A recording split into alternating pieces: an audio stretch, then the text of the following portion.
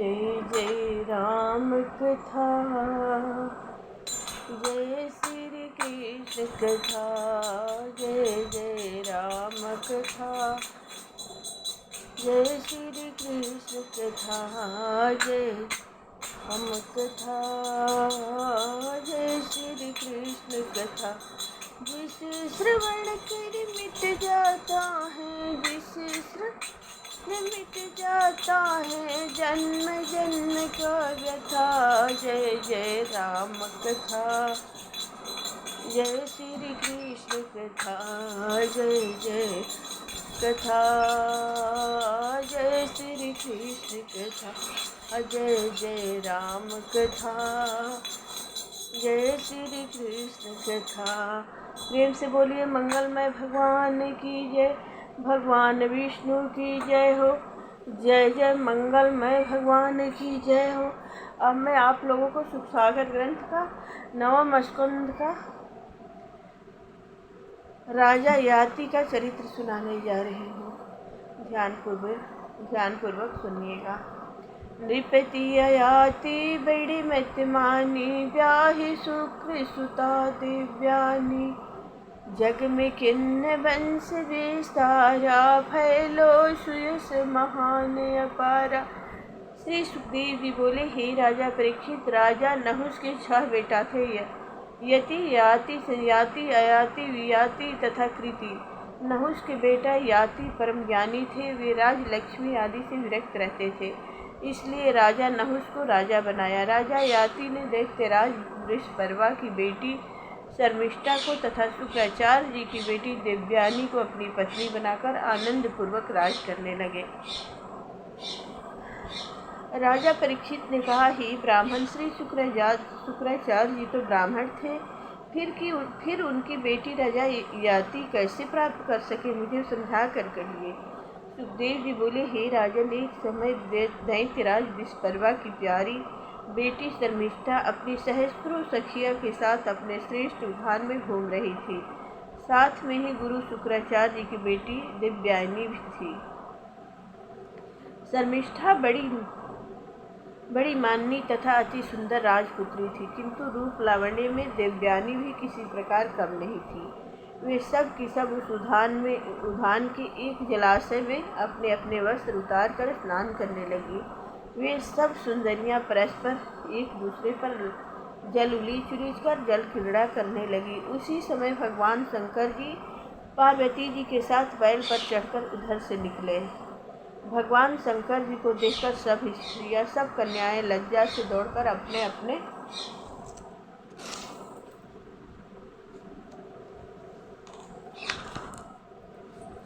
वस्त्र पहनने लगी। उस शर्मिष्ठा ने भूल से देवयानी के वस्त्र पहन दिए।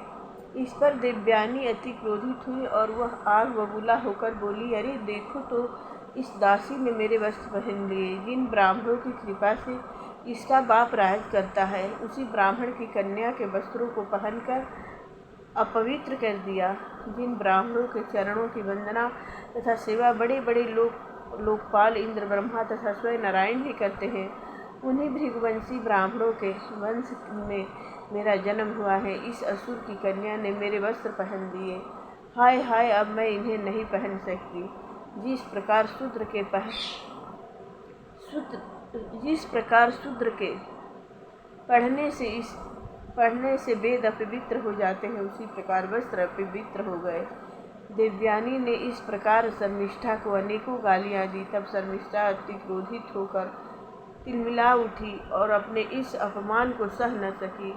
चोट खाई हुई सर्पिणी के समान अपने दांतों को पीसती हुई बोली, अरे टुकड़ों पर पलने वाली भिखारी, तू इतनी बढ़कर बातें कर रही है। जिस प्रकार कौवे कुत्ते दरवाजे पर रोटी के टुकड़े को प्रतीक्षा करते हैं, उसी प्रकार तुम लोग भी हमारे दरवाजे पर रोटी के टुकड़ों की प्रतीक्षा करते रहते हो। इस प्रकार अनेकों चुभने वाली बातें शर्मिष्ठा ने देवयानी से कही तथा उसके वस्त्र छीनकर उसको कुएं में ढकेल दिया। जब देवयानी को कुएं में ढकेल कर शर्मिष्ठा अपनी सखियों के साथ घर को चली गई, तब देववश महाराजा याति शिकार खेलते हुए आ निकले। उन्हें प्यास लगी थी, इसलिए वे उस कुएं के निकट गए और उस कुएं में देवयानी को पड़ा देखा। वह देवयानी वस्त्रहीन थी, इसीलिए उन्होंने अपना दुपट्टा नीचे डाल दिया, उनका हाथ पकड़कर कुएं से बाहर निकाल लिया। तब देवयानी ने प्रेम पूर्वक राजा याति से कहा, हे आर्य, आपने मेरा हाथ पकड़ा है, अब इसे दूसरा कोई नहीं पकड़ सकता है। हे वीर शिरोमणि, कुएं में गिरने के कारण मुझे अकस्मात आपके दर्शन हुए हैं, इसलिए भगवान की कृपा से ही मेरा आपका संबंध हुआ है, इसलिए मैं आपको अपने पति रूप में स्वीकार करती हूँ। हे वीर श्रेष्ठ, पहले मैंने बृहस्पति जी के पुत्र कच्छ को श्राप दिया था, इसी कारण से मेरा विवाह ब्राह्मण कुमार के साथ न होकर क्षत्रिय कुमार के साथ ही होना निश्चित है। इस कारण तुम किसी बात की चिंता न करके इसे प्रारंभ का ही भोग समझो। तथा याति ने प्रसन्न होकर देवयानी के इस प्रस्ताव को स्वीकार कर लिया। जब राजा याति अपने नगर को चले गए, तब देवयानी रोती पीटती हुई अपने पिता शुक्राचार्य जी के पास गई।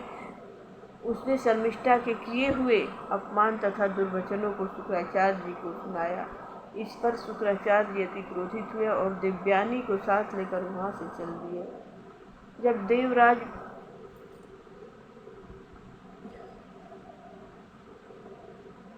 जब दैत्यराज विस्पर्वा को इस बात का पता चला, तब वे दुखी हुए और वे भयभीत होकर सोचने लगे कि कहीं गुरुदेव मुझे श्राप न दे दें, अथवा गुरुदेव के न रहने से शत्रुओं की शक्ति प्रबल न हो जाए। तब विस्पर्वा अपने गुरु को मनाने के लिए उनके पीछे पीछे गए और गुरु शुक्राचार्य के चरणों में गिरकर उनकी अनुनय विनय करने लगे। शुक्राचार्य जी के चरणों में गिरकर उनकी अनुनय विनय करने लगे। शुक्राचार्य जी का क्रोध हवा हो गया। तब वे बोले, राजन, मुझे तो तुमसे कोई प्रशंसा नहीं है, किंतु मेरी इस पुत्री देवयानी के प्रसन्न होने पर मैं यहाँ ठहर सकता हूँ। यदि वह प्रसन्न हो जाएगी तो मुझे लौटने में कोई आपत्ति नहीं है। तब विस्पर्वा ने गुरुपुत्री देवयानी को प्रसन्न करने के लिए कहा, बेटी, जो तुम्हारी इच्छा हो वह मुझसे कहो, मैं तुम्हें प्रसन्न करने के लिए तुम्हारी इच्छित वस्तु अवश्य दूंगा और तुम्हारी आज्ञा स्वीकार करूंगा। तब देवयानी ने कहा, हे दैत्यराज, मेरे पिताजी मुझे कहीं भी किसी को दे दें, मैं कहीं भी जाऊं, शर्मिष्ठा अपनी सहेलियों के साथ मेरी दासी बनकर मेरे साथ चले। शर्मिष्ठा बड़ी बुद्धिमती थी। उसने अपने परिवार का आए हुए इस संकट को टालने के लिए देवयानी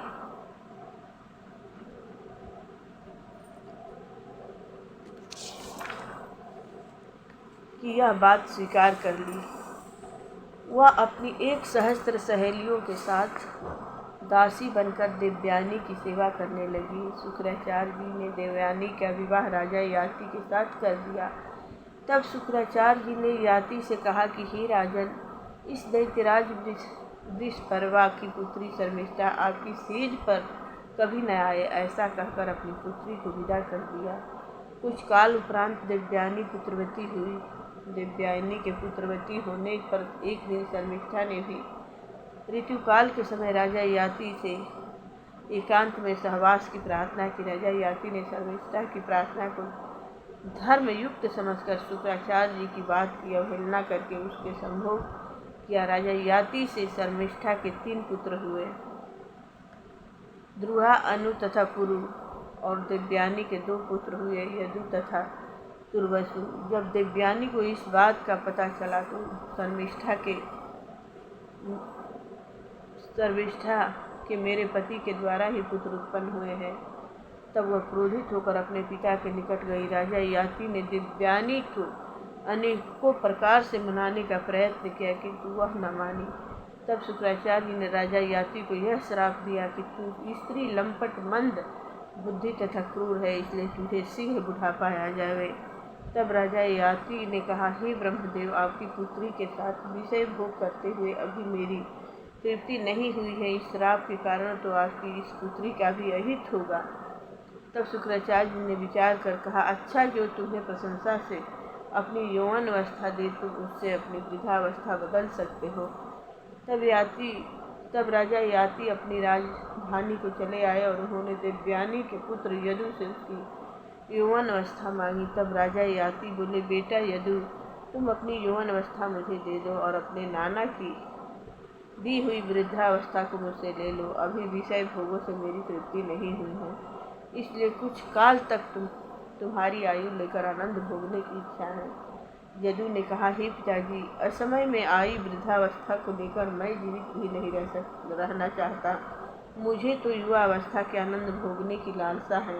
जब तक मनुष्य विषय भोगों का अनुभव नहीं करता है तब तक उसे वैराग्य प्राप्त नहीं होता है। हे राजन, इसी प्रकार त्रुवर्सु, द्रुहा तथा अनु ने भी राजा याति को पूरा उत्तर दे दिया। तब राजा याति ने अपने सबसे छोटे पुत्र पुरु को बुलाकर उससे उसकी युवावस्था मांगी। पुरु ने कहा, हे पिताजी, यह शरीर आपसे ही उत्पन्न हुआ है। आपकी कृपा से ही मुझे उत्तम लोकों की प्राप्ति हो सकती है। मैं आपके ऋण से उत्तीर्ण नहीं हो सकता हूँ। हे पूज्य पिताजी, आपकी आज्ञा पालन करना ही मेरा कर्तव्य है। उत्तम पुत्र को चाहिए कि पिता की आज्ञा को स्वयं पालन करे। उत्तम बेटा वह है जो पिता के कहने से उनकी आज्ञा पालन करे। अधम पुत्र वह है जो पिता की आज्ञा का पालन नहीं करते हैं। वह तो केवल पिता के मल मूत्र के समान है, पुत्र कहलाने योग्य नहीं है। पुरु ने इतना कहकर अपनी युवा अवस्था अपने पिता राजा याति को दे दी और उनकी वृद्धावस्था स्वयं स्वीकार कर ली। राजा याति पहली की भांति विषय भोगने लगे। वे सारी पृथ्वी के सम्राट थे। उनकी प्रिय पत्नी देवयानी उन्हें अनेक प्रकार के सुख देने लगी तथा प्रसन्न रखने लगी। उन्होंने अनेकों बड़ी दक्षिणा वाले यज्ञ किए तथा भगवान को प्रसन्न किया। अनेक भोग भोगते पर भी राजा याति को भोगों से तृप्ति नहीं हुई। सुखदेव जी बोले, हे परीक्षित, राजा याति ने इस प्रकार 1 सहस्त्र वर्ष तक अपनी पत्नी देवयानी के साथ विषय भोग किया, किंतु उनसे फिर भी तृप्ति न होने पर उन्हें उससे घृणा हो गई। उन्हें तीव्र वैराग्य उत्पन्न हो गया। विषय भोगों से मुँह फेर लिया। वे अपनी पत्नी देवयानी से बोली, हे प्रिय, तुमने मुझे अपने प्रेम पास में इस प्रकार फंसा लिया है कि मेरा निकलना उससे अति कठिन हो गया। मैं सदा विषय भोग में ही फंसा रहा। इस विषय में मैं तुम्हें एक कथा सुनाता हूँ। एक वन में एक बकरा रहता था। वह अति कामी था। उसने एक कुएं में पड़ी हुई एक बकरी देखी। उस कामी बकरे ने उसे बाहर निकाल लिया और उसके साथ विहार करने लगा। जब अन्य बकरियों ने देखा तब वे भी उससे प्रेम करने लगी। वह कामी बकरा सबके साथ विषय भोग करने लगा।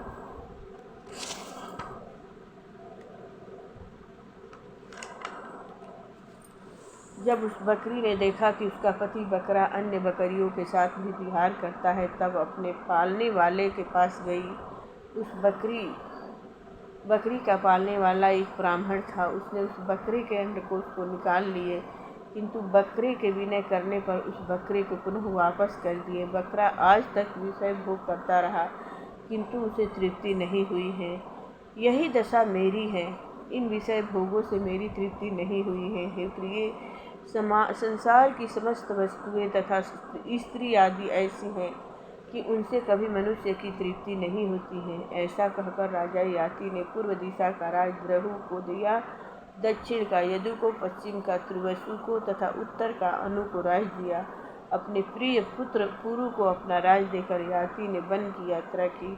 वन में जाकर राजा याति ने अपने स्थूल शरीर को लिंग शरीर में लीन कर दिया तथा लिंग शरीर को आत्मा के साक्षात्कार में लीन करके ब्रह्मा पद की प्राप्ति की। देवयानी पहले तो राजा के वैराग्य को परिहास रूप ही समझती रही, किंतु जब राजा को वास्तव में वैराग्य हुआ तो देखकर उसने भी भगवान की माया को समझकर संसार से आसक्ति त्याग दी और श्री हरि में अपने चित्त को लगाकर उन्हें नमस्कार किया।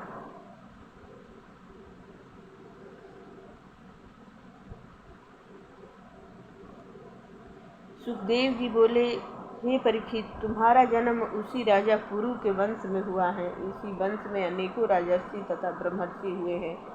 राजा पुरु के पुत्र जन्मेजय हुए। जन्मेजय का पुत्र प्रचिनवान उनके प्रवीर और प्रवीर का पुत्र नमस्यु, नमस्यु का पुत्र चारुपद, चारुपद्र का पद्र, सुधु, सुधु का बहुगव, बहुगव का पुत्र संध्याति, उसका पुत्र अहंयाति तथा उसका पुत्र रौद्राश्व था। रौद्राश्व के घृताची अप्सरा के गर्भ से 10 पुत्र उत्पन्न हुए।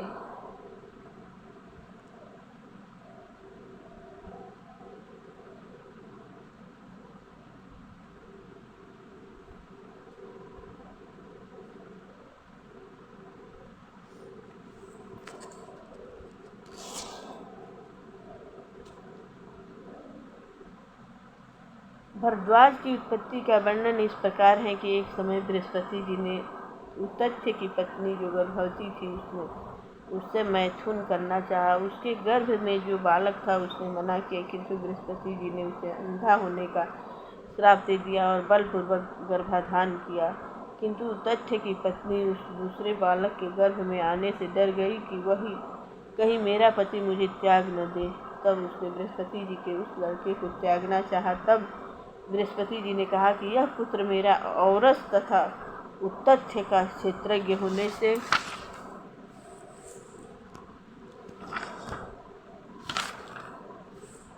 द्विज है, इसका भरण पोषण कर। इसलिए उसका नाम भरद्वाज पड़ा। उस लड़के को माता पिता दोनों ने ही परस्पर के विवाद के कारण त्याग दिया। तब मरुदगणों ने उसका पालन किया। जब राजा भरत का वंश नष्ट होने लगा तब उन मरुदगणों ने भरद्वाज को राजा भरत को दे दिया। वही राजा भरत का दत्तक पुत्र कहलाया।